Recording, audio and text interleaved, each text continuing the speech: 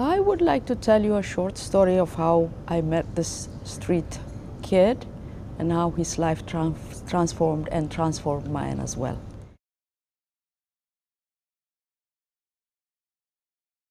I lost my brother at the age of 9. He was 17. My father was in prison for 29 months because he was Tamil. My brother was murdered by the rebel group. My other brother was tortured by the armed forces. My mom was almost raped. I was sexually abused twice because we were displaced. I see women in Africa as the backbone of not just their household, as they train children, as they feed, they plant, they're really the backbone of Africa. Women are really that.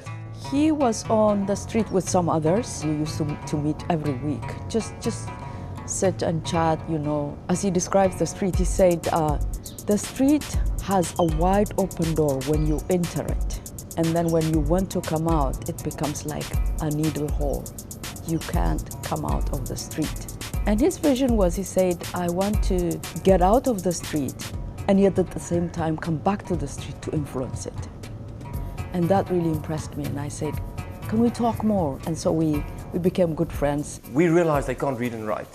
And so we got together and said to the husbands, listen, what about we take the Bible and use that for people to read and write? The husbands were immediately on our side and said, listen, if that's what you're going to do, we'll give our ladies for, let's say on a Thursday, for 2 or 3 hours. Well, what happened was phenomenal, was amazing. What happened is the ladies came into the classes. We realized that there's fantastic teachers among these ladies. These teachers got so motivated and said, listen, we want to take over. So we said, listen, you have the program. We'll make sure you'll get the materials, you take it. He said, I want to go back to the street. And I said, what do you want to have to go and make a change in the society of your street kids?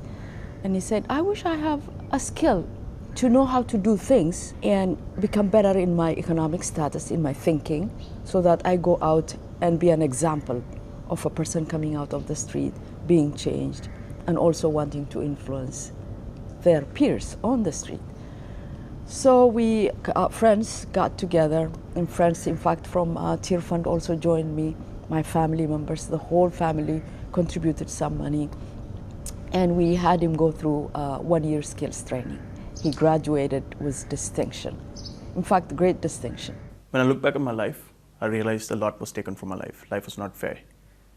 And I also look back at my life. There's been grace in abundance and hope.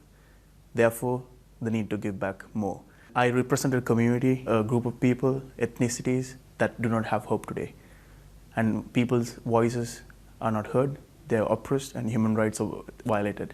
So therefore, I want to get young people to respond to that. I want to mobilize young people, I want to motivate them, I want to inspire them to respond to every possible thing that they could without being passive in their communities. Tinayo ng parang kabataang malaya kung saan nais nilang matutunan, malaman kung paano pagbabago sa nila. Kasi kung marami po sa amin na walang nagagawa, parang paikot-ikot na yung buhay nila sa araw-araw na nangyayari. Kaya po ginawa ko para may paglibangan sila, makapag-iwas sila sa mga bisyo. So then he graduated, and then we said, what? And he said, you know what, if I could get some money also to support me, I could go and start business. And I said, okay. So I said, show me what you have. So he collected this money from what he did, he put it together, and he said, this is what I have. And I said, okay. So I talked to my friends, and they said, if he has done this, if he has come this far, then we can help him get up. My Street Children approach is not like a big project or a ministry. It's a one-to-one model.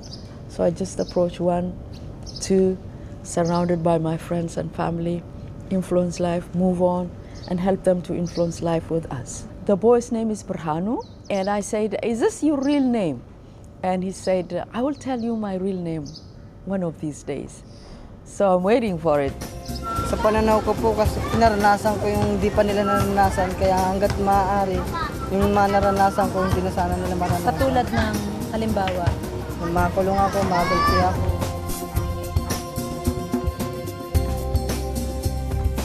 Buhay na buhay po,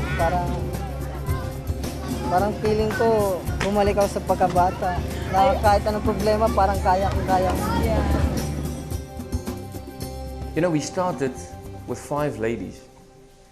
It took a long time. It's not just success stories, but what happened is in a period of 5 years, these ladies started training other ladies. There were some fantastic teachers there.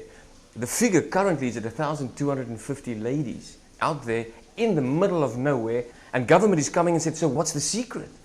And we don't really know. I know it's a God thing, and I know that the Bible plays a role, and you know, we've worked very closely with communities in building those bridges. And the wonderful thing is they're running the program. If I leave, it will just keep on going.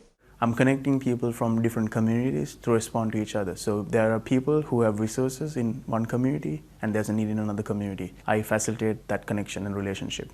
Through that, I hope to bring reconciliation, but more than anything else, healing for themselves, for them to be at peace with what has happened with their lives, and also to come into terms with what's happening around them, to bring coordinated and combined transformation in their communities.